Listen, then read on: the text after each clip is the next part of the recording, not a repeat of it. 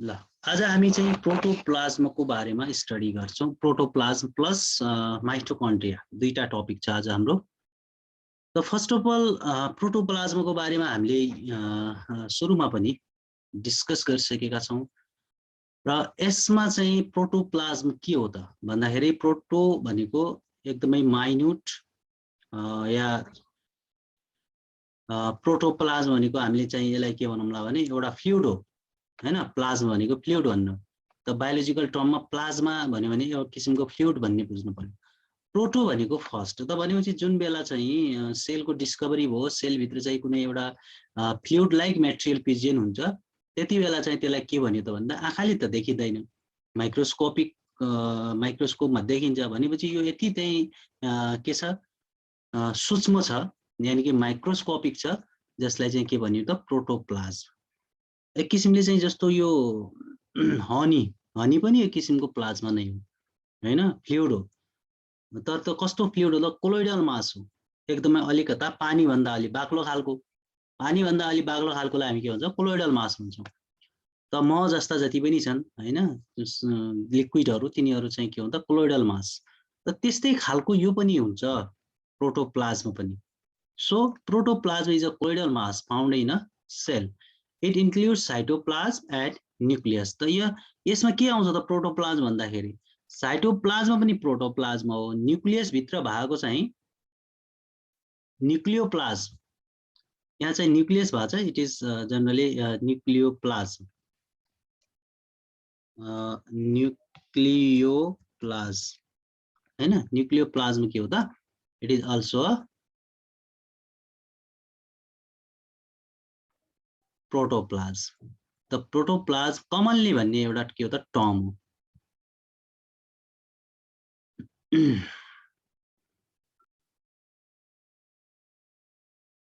Okay. Now, protoplasm is called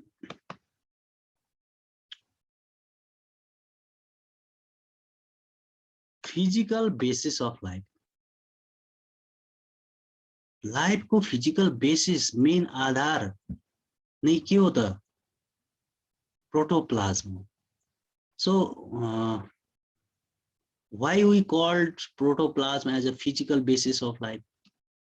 भने के भन्ने त हैन। यदि यो क्वेशन एराइज भयो भने त्यसमा हाम्रो आन्सर के हुन सक्छ, किन यसलाई फिजिकल बेसिस त फिजिकल भनेको के हो त्यसलाई बुझ्नु पर्यो पहिला। फिजिकल भनेको के हो, जुन हामी बडी देख्दै छौं, हाम्रो बडीमा 70% वाटर हुन्छ हैन। 70% जुन छ बडीको वेट जो छ त्यो या बडी जुन बडी छ त्यसमा 70% पार्ट भनेको वाटर हो। वाटर भनेको लिक्विड पोर्सन भन्ने बुझ्नुस्। त त्यो लिक्विड पोर्सन जो छ सेल भित्र भएको त्यो चाहिँ के हो त प्रोटोप्लाज्म हो। भनेपछि जति पनि काम हुन्छ हाम्रो चाहिँ मेटाबोलिक एक्टिभिटीज हुन्छ, त्यसको बेस मेन चाहिँ कहाँ हुन्छ त भन्दा यही फ्लुइडमा हुन्छ। यही फ्लुइडमा चाहिँ हाम्रो चाहिँ डिफरेन्ट सेल भित्र भएको सेल अर्गानिल्स प्रेजेन्टहरु छ। यहीमा चाहिँ हाम्रो चाहिँ जति पनि लाइफको चाहिँ भित्र हुने क्याटाबोलिजम एनाबोलिजम रिएक्सनहरु छ हैन। ग्लुकोजको ब्रेकडाउन मान्नु सिम्पल एउटा भनौं, हामीले खाना खान्छौं, ग्लुकोज हाम्रो एलिमेन्ट्री केनालमा गएपछि त्यो चाहिँ ब्रेकडाउन भएर स्मल मोलिक्युल बन्छ, जस्तो ग्लुकोज कार्बोहाइड्रेट लियो भने ग्लुकोज बन्छ, त्यस्तै प्रोटिनबाट एमिनो एसिड, त्यस्तै फ्याटबाट फ्याटी एसिड। यी मोलिक्युल्सहरु के हुन्छ त्यसपछि चाहिँ एब्जर्ब भएर सेल भित्र जान्छ र अब के हुन्छ त ग्लुकोज जुन छ सेल भित्र गइसकेपछि फेरि यो के होला त ग्लुकोज मोलिक्युल फेरि चाहिँ जम्मा हुनु पर्यो भने जोडिएर चाहिँ के भन्छ त ग्लाइकोजेन बनेर जम्मा हुन्छ। एमिनो एसिड छ, हामीले प्रोटिन लियो एमिनो एसिड छ, एमिनो एसिड फेरि चाहिँ के हुन्छ पोलिमराइजेसन हुन्छ, जोडिदै जान्छन् ती मोलिक्युलहरु, त्यो केमा हुन्छ प्रोटिन मोलिक्युल बन्छ। प्रोटिनको रूपमा चाहिँ एज अ बडीमा डिपोजिट हुन्छ हैन, या त कुनै फंक्सन गर्ला। भनेपछि यो सबै कुराहरु कहाँ हुन्छ त भन्दा के रे यो फ्लुइडमा हुन्छ। त्यसकारणले यसलाई हामी फिजिकल बेसिस भन्छौं। विदाउट प्रोटोप्लाज्म सेलले फंक्सन गर्न सक्दैन, त्यसकारण इट्स अ बेसिक मेन आधार नै त्यही हो। Next one is the cytoplasm. Cytoplasm भनेको त्यही प्रोटोप्लाज्मलाई हामीले साइटोप्लाज्म भन्छौं, तर न्यूक्लियस भन्दा बाहिरको र सेल मेम्ब्रेन भन्दा भित्रको जति पनि चाहिँ सेमी फ्लुइड छ, जेली लाइक सेमी फ्लुइड छ, or you can say general mass of protoplasm छ त्यसलाई हामी के भन्छौं cytoplasm भन्छौं and it is present outside the nucleus and inside the cell membrane. Next point is the cell inclusion. What is the cell inclusion? Cell inclusion भनेको के हो भन्दाखेरि cell inclusion भनेको यो फ्लुइडमा भएको non living metabolically active substance जस्तो carbohydrate protein fat हैन त्यस्तै के हुन सक्छ अरु के हुन सक्छ आयन्सहरु हुन सक्छ यी सबै के हुन् सेल इन्क्लुजनमा चाहिँ इन्जाइम्स हर्मोन्स सबै के हो त सेल इन्क्लुजन्स हो मेटाबोलिकली एक्टिभ हुन्छ तर लिभिङ हैन लिभिङ के हो त भन्दाखेरि न्यूक्लियस हो लिभिङ भनेको के हो त अर्को राइबोसोम्स हुन सक्छ भ्याक्युल्स हुन सक्छ गोल्जी बडी हुन सक्छ इन्डोप्लाज्मिक रेटिकुलम हुन सक्छ यी सब लिभिङ बडीज हुन् सेलका चाहिँ तर नन लिभिङ के हो त प्रोटिन कार्बोहाइड्रेट यसमा कुनै चाहिँ लाइफ हुँदैन तर they are the metabolically active huncha. Okay, so this is about the protoplasm. Now we discuss about the mitochondria.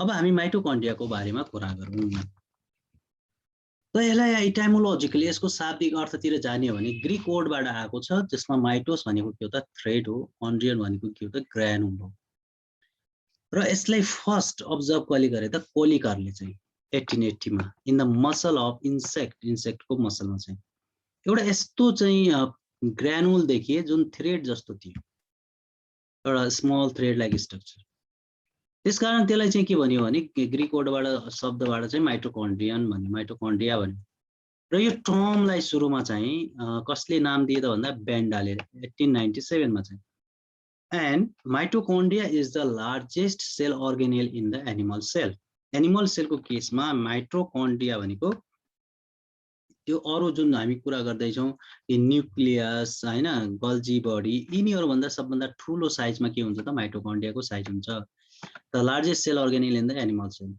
It is commonly called as powerhouse of cell. जसलाई हामी powerhouse of cell भन्छौं किन भन्छौं त भन्दा because it generate the energy in the form of ATP adenosine triphosphate. Phosphate भनेको phosphorus group हो phosphorus र योसँग के जोडिएको हुन्छ एडेनोसाइन भन्ने जोडिएको हुन्छ एउटा अलग कम्पाउन्ड एडेनोसाइन त एडेनोसाइन ग्वानाइन हैन थायमिन साइटोसिन यी डिफरेन्ट छन् त एडेनोसाइनसँग तीनटा फस्फोरस जोड्नु भनेको के हो त एनर्जी बन्नु हो शरीर भित्र चाहिँ त्यो जोडाउने काम कसको त माइटोकन्ड्रियाको फस्फोरस मोलिक्युल कसरी जोडिन्छ त भन्दाखेरि योसँग इन्जाइम हुन्छ त्यसले जोड्छ अब हामीले एनर्जी कसरी प्राप्त गर्छौं त भन्दा जब यो फस्फोरसको बन्ड ब्रेक हुन्छ यो फस्फोरसबाट चाहिँ के हुन्छ एउटा फस्फोरस मोलिक्युल आउट हुने बित्तिकै बन्ड ब्रेक हुँदाखेरि जो एनर्जी हुन्छ त्यही एनर्जी हाम्रो बडीले के हो त पाउने हो त्यसमा कुनै यो मोलिक्युल होल चाहिँ के हुन्छ युज हुन्छ भन्ने हैन यो बन्ड ब्रेक हुने र बन्ड जोडिने कुरा एनर्जी बन्नु भनेको बन्डिङ हुने फस्फोरसको बीचमा एनर्जी पाउने भनेको के हो त्यो फस्फोरसको बीचको जो जोडिएको छ त्यो छुट्टिदाखेरि एनर्जी पाउने हो त त्यसकारण तीनटा फस्फोरस जोडिदाखेरि ट्राइफस्फेट भयो एडेनोसाइनसँग ट्राइफस्फेट अब छुट्टिदाखेरि के होला एउटा फस्फोरस अलग भयो यो केमा कन्भर्ट भयो एडीपी एडेनोसाइन डाइफस्फेट दुईटा फस्फोरस मात्रै रह्यो नि त त्यही भएर एडीपी अब दुईटा पनि अलग भयो भने के हुन्छ एएमपी मोनोफस्फेट दुईटा अलग हुँदाखेरि त यसरी यही जोडिने र चाहिँ टुक्रिने कुराबाट चाहिँ हामीले एनर्जी प्राप्त गर्छौं र यसको काम के हो त भन्दा माइटोकन्ड्रियाको काम हो यो मोलिक्युल बनाउने र फेरि यही मोलिक्युललाई ब्रेक गरेर एनर्जी दिने त्यसकारणले यसलाई हामी के भन्छौं पावर हाउस अफ सेल भन्छौं सेलको पावर हाउस हो and it is the site of cellular respiration. So what is cellular respiration?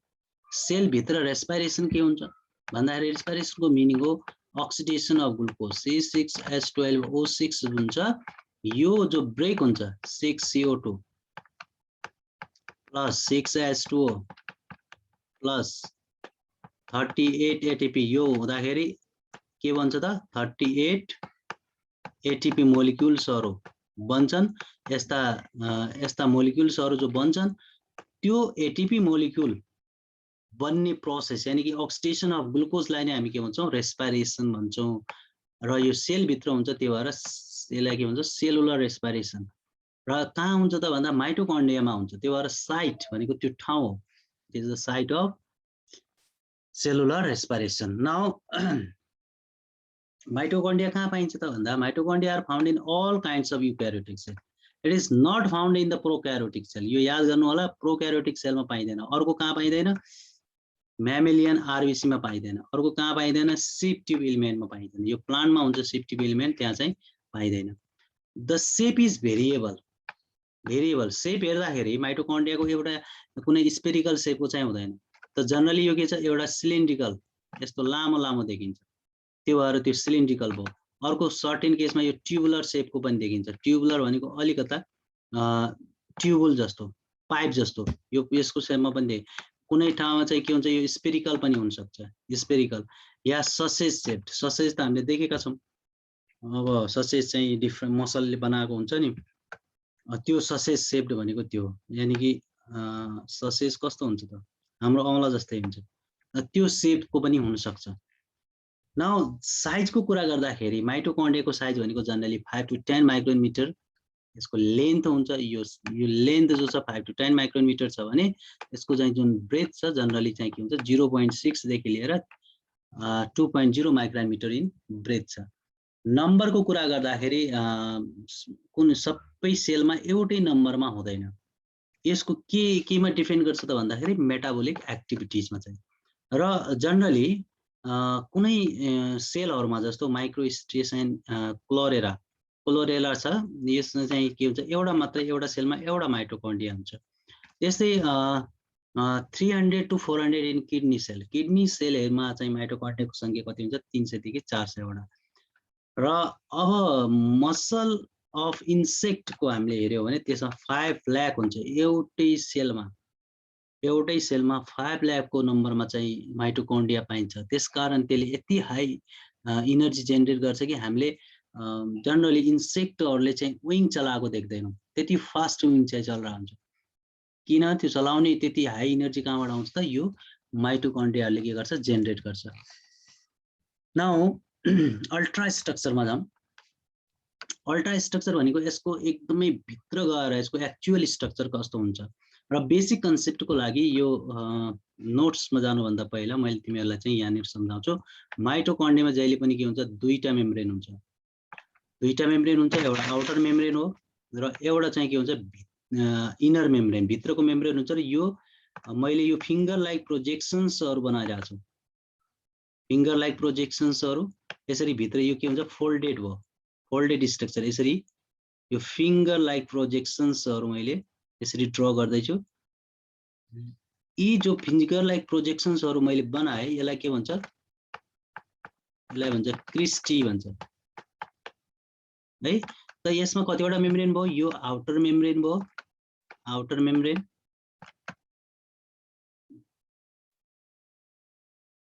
यो के भयो आउटर मेम्ब्रेन भयो भने अर्को जुन यो भित्रको मेम्ब्रेन छ नि यसलाई के भन्ने इनर मेम्ब्रेन भयो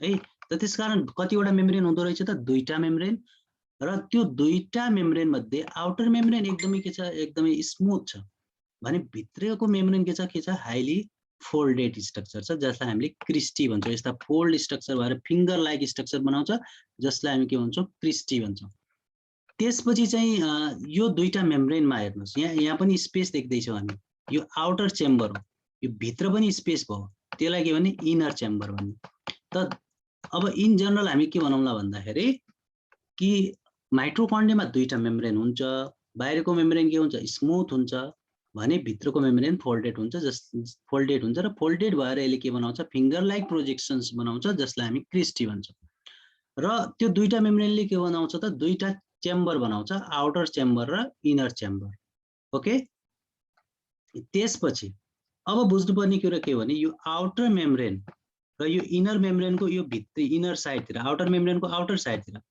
के देख्छौं त भन्दा हामी एउटा चाहिँ छुट्टै स्ट्रक्चर भेट्छौं यसरी चाहिँ यो स्ट्रक्चर हामी पाउँछौं र भित्रतिर चाहिँ अलिकता स्टाल्क भएको स्टालको भएको यस्तो खालको स्ट्रक्चर पाउँछ। यो इनर मेम्ब्रेनको इनर साइडमा है। यो स्ट्रक्चर के हो त भन्दाखेरि यसलाई भन्छ F1 particle. F1 particle. So this is about के रे F1 particle. This is the F1 particle और यसको अर्को नाम हो ऑक्सिसोम्स। हेर्नुस् ऑक्सिसोम्स। यसमा के हुन्छ त भन्दाखेरि यो ऑक्सिसोम्स जुन बडी छ यसमा एउटा इन्जाइम हुन्छ। इन्जाइमलाई भन्छौँ हामी एटिपेज। एटिपेज इन्जाइमको काम के हो त? मैले अघि भनेको थिएँ इनर्जी बन्ने कुरा भनेको फस्फोरस जोडिने कुरा। त्यसकारण एडीपी छ यहाँ। एडेनोसाइनसँग दुईटा फस्फोरस भएको छ। यो एडीपी मा के हुन्छ भने यसले यही भएको इनअर्ग्यानिक फस्फेट जो छ त्यसलाई जोडेर अब के भन्यो त एटीपी भन्यो, यानी कि इनर्जीको मोलिक्युल बन्यो। त्यो जोड्नको लागि जो इन्जाइम चाहिने हो त्यो केमा छ त ऑक्सिसोममा छ। र त्यसकारणले चाहिँ ग्लुकोज जब ब्रेकडाउन हुन्छ, ब्रेकडाउन भएपछि जो त्यहाँनिर चाहिँ एउटा रिएक्सन चल्छ, यो भित्र एउटा रिएक्सन चल्छ, त्यसलाई भन्छ क्रेब्स साइकल। Krebs cycle. त्यो साइकलमा के हुन्छ त यो साइकलमा जति यो साइकल चल्दै गर्छ यो रेगुलर भइरा हुन्छ, त्यही भएर साइक्लिक भन्छौँ।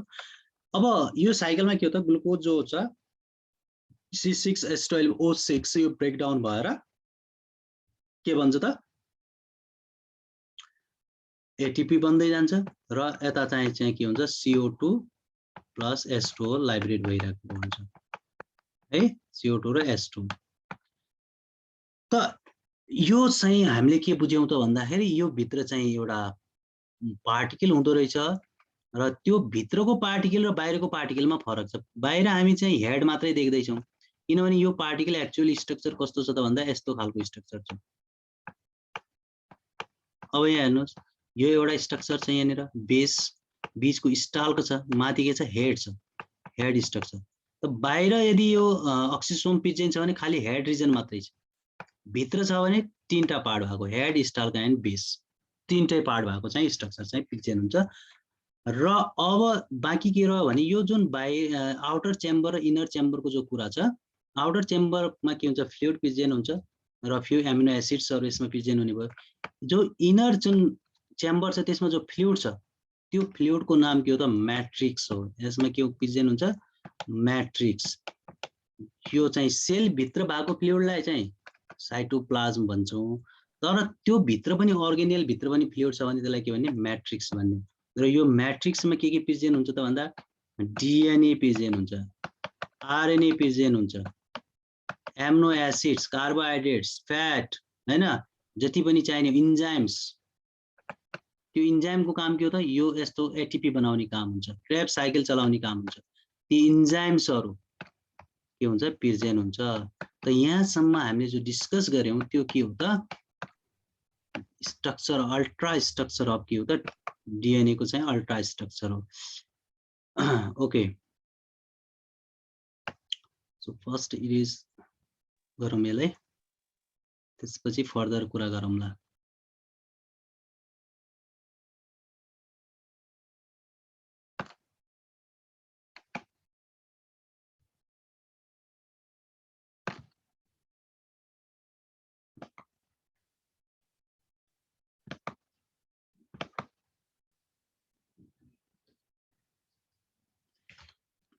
So mitochondria consists of two membranes and two chambers, that is outer and inner membrane. Outer membrane is smooth while inner membrane is folded. यहाँ हामी स्ट्रक्चर देख्न सक्छौं माइटोकन्ड्रियाको दुईटा मेम्ब्रेन छ, दुईटा मेम्ब्रेनमा चाहिँ भित्रको चाहिँ के छ यसरी फोल्डेड स्ट्रक्चर छ र यसमा जो एट्याच छ त्यो के हो त ऑक्सिसोम्स F1 पार्टिकल्सहरु हो र यसको आउटर रिजनमा पनि के हुन्छ यो ऑक्सिसोम चाहिँ के हुन्छ पिजेन हुन्छ र यसमा दुईटा चेम्बर छ, एउटा यो आउटर चेम्बर र भित्रको यो इनर चेम्बर। र यसमा चाहिँ हामीले हेर्यौं भने जुन इनर चेम्बरमा जो फ्लुइड छ त्यसलाई मैट्रिक्स भन्छौं र त्यो मैट्रिक्समा के पिजेन छ त डीएनए छ र डिफरेन्ट किसिमका चाहिँ के छन् त राइबोसोम पिजेन छ, अनि त्यसपछि आरएनए छ, डिफरेन्ट चाहिँ प्रोटिन्सहरु हैन, इन्जाइम्सहरु चाहिँ के हुन्छ पिजेन हुन्छ। Now intermembrane, intermembrane भएको छ, it is inner membrane sorry intermembrane space, जो स्पेस छ दुईटा मेम्ब्रेन को बीचमा त्यसलाई के भन्ने हामीले intermembrane भन्यौं. Space is located between the inner and outer membranes. The inner membrane contains finger or plate-like structure called cristae. जुन यो माइटोकन्ड्रिया छ, माइटोकन्ड्रियामा चाहिँ जुन